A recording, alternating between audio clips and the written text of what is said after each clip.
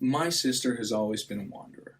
Her whole life, she's glided from one thing to the next, not worrying about where she's going, just enjoying where she is.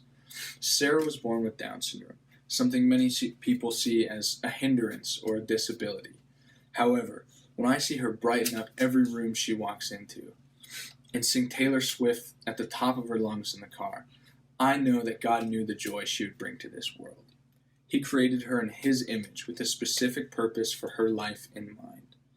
I have no idea what that purpose may be, but I do know her. She always wants to do something new and go somewhere no one else has gone, yet she does it at her own pace. I've thought a lot about what the outdoors have done for me, the stories it's given me, the lessons I've learned, the relationships I've made. However, there is nothing more beautiful to me than seeing my sister explore. The way Sarah and I experience the outdoors are very different. I love to push myself, often to the point of potential danger, because I want to see how far or fast I can go. I want to do things that push the boundaries of safety. That's just who I am. However, I often find myself looking forward to the next thing I am going to do or accomplish that day, without being truly present in what I am doing. Sarah's the opposite. She can go out and just be. She never has a plan or any expectations. She's able to just wander and love where she is, instead of where she wants to be. I've learned more about what it means to be a child of God from my sister than I have anyone else. She has no idea how much she's impacted my life, and I love her to death for it. So, like my sister, I have no true expectations for this capstone. I have a general direction that I want to take it, but I don't want to make capstone a chore. I honestly have no idea where my experience in the outdoors will take me this year. I do know one thing. The journey doesn't end here. In fact, it's just the beginning. I can take the lessons I've learned and apply them to my life for the rest of my life. I can continue my journey to fully experience God through His creation and continue to learn about the effect nature has on the soul. In Psalm 62:1, it says, "Truly my soul finds rest in God.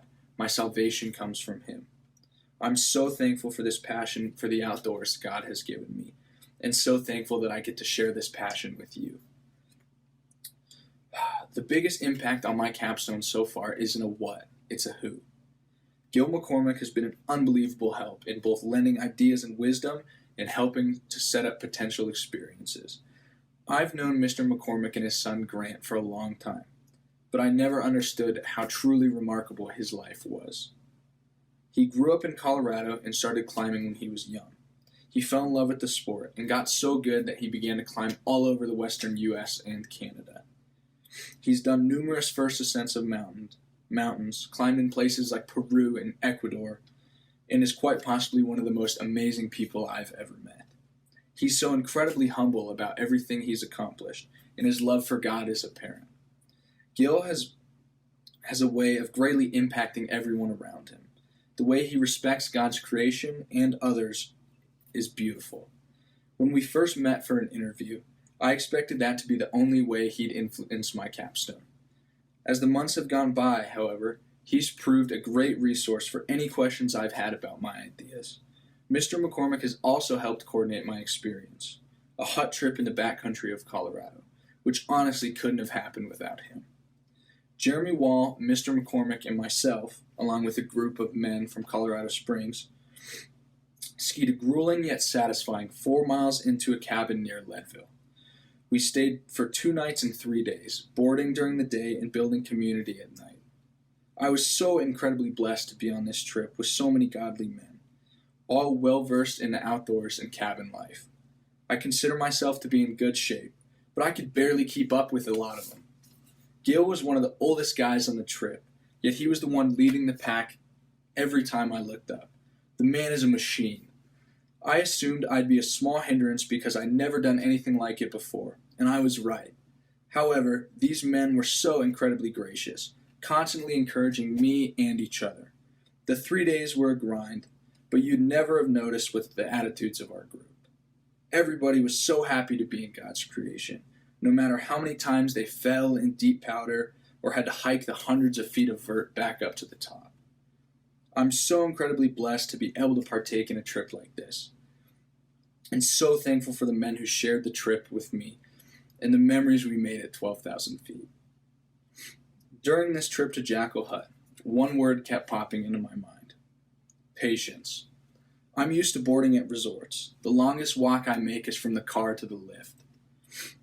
I've done some backcountry stuff, but never to the extent of this cabin trip. I don't think I truly understood how little splitboarding happened in one day. We could be out of the hut from 9 to 5, but we'd only be splitboarding for about an hour to an hour and a half. If you board downhill for 15 minutes, you have to hike back up to the top, and that takes about an hour to an hour and a half. This is worth it because of the fantastic snow, but it's a true grind.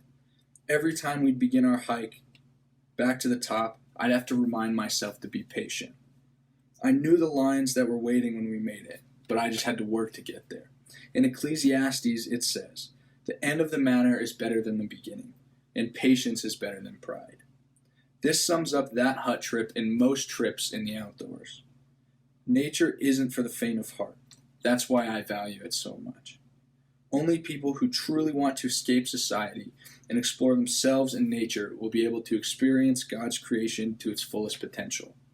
However, it's hard to picture that perfect pow slash when you're sucking air at 12,500 feet.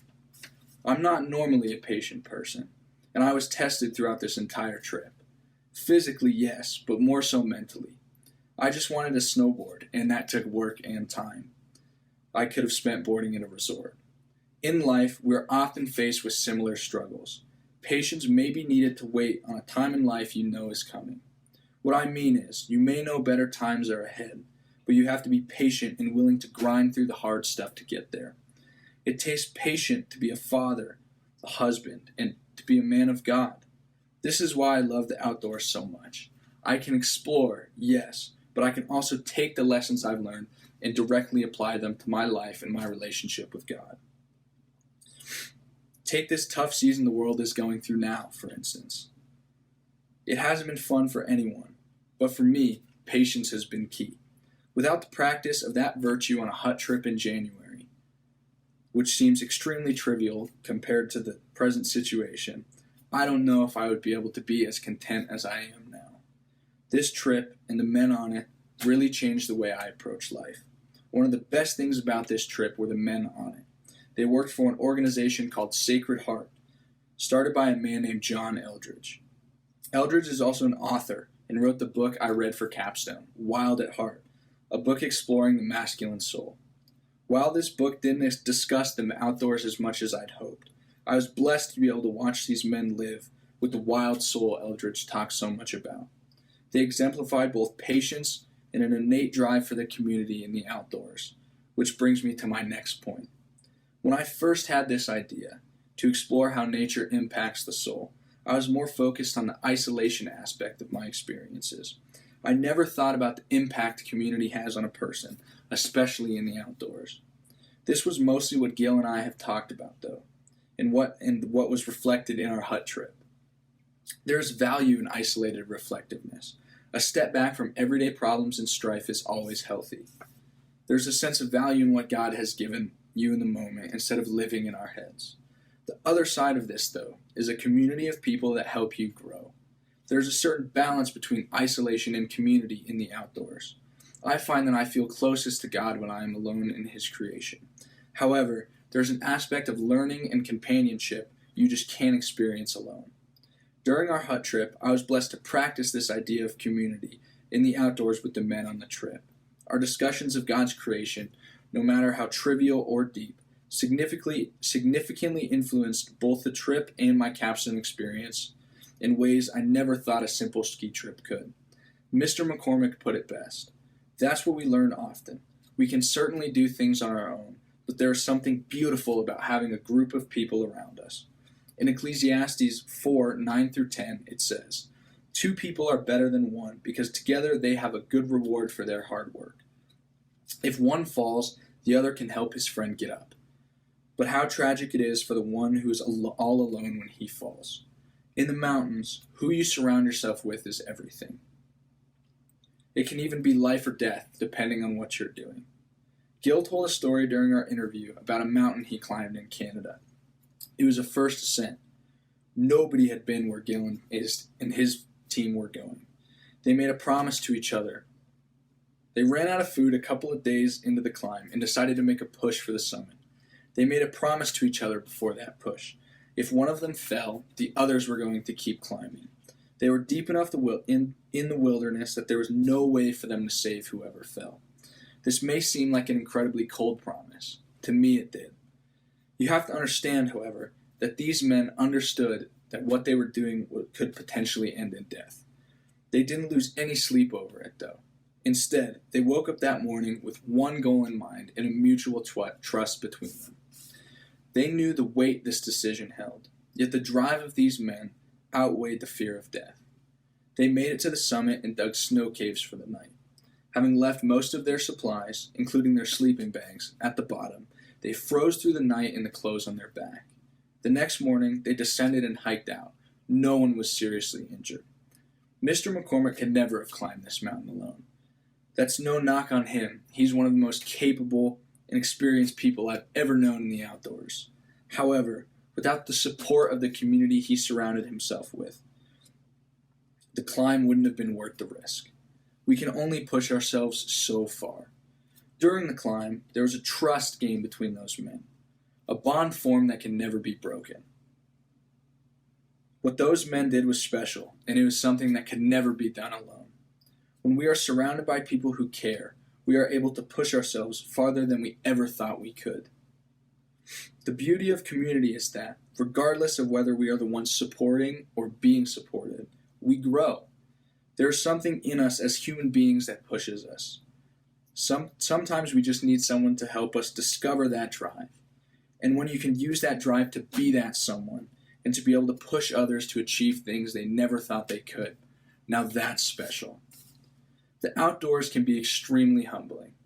There's always going to be someone who has more experience than you.